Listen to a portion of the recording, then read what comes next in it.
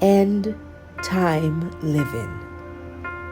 But rejoice insofar as you share Christ's sufferings, that you may also rejoice and be glad when his glory is revealed. 1 Peter chapter 4, verse 13, the English Standard Version. The Apostle Peter took great care to prepare a select group of Jewish Christians in the dispersion and the church today for living in the present. However, he also went at length, sharing that the choices believers make now have bearing on their end-time living. The apostle warns in the previous verse, 1 Peter chapter 4 verse 12, that believers should not be alarmed when suffering comes to them, because suffering is an indispensable part of living now for life after.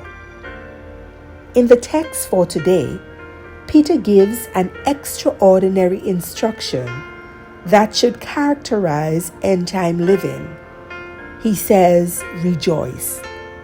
Even the thought of rejoicing in the face of hardship sounds repulsive and abnormal to the average person, but believers are called upon to live extraordinary lives, a theme consistent throughout Peter's teaching up to this point in his first book.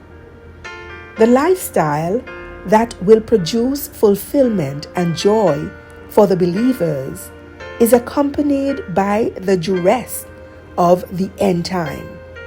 Believers, by necessity, need to be watchful and prayerful, even as they prepare for the tough times and seize every opportunity to share the gospel, standing firm in their faith in Jesus the Christ. End-time living requires courage and strength of character. Believers should avoid moral corruption, fearing nothing, not giving in to worrying, but trusting God for all needful things, demonstrating love for everyone, even those who revile and persecute.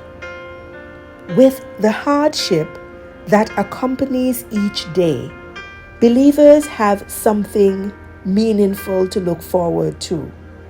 One commentator opined, and I do agree, a day is coming when all of Christ's glory will be revealed to the universe. His full worth will become obvious to all. By extension, believers' lives will be shown to be meaningful and worthwhile on that day as well. And to the extent that they have suffered for him, believers will have that much more joy and gladness on that day, according to Romans chapter 8, verse 17.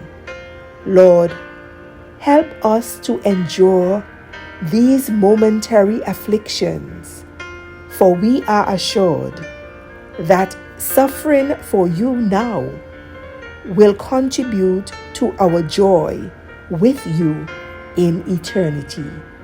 Amen.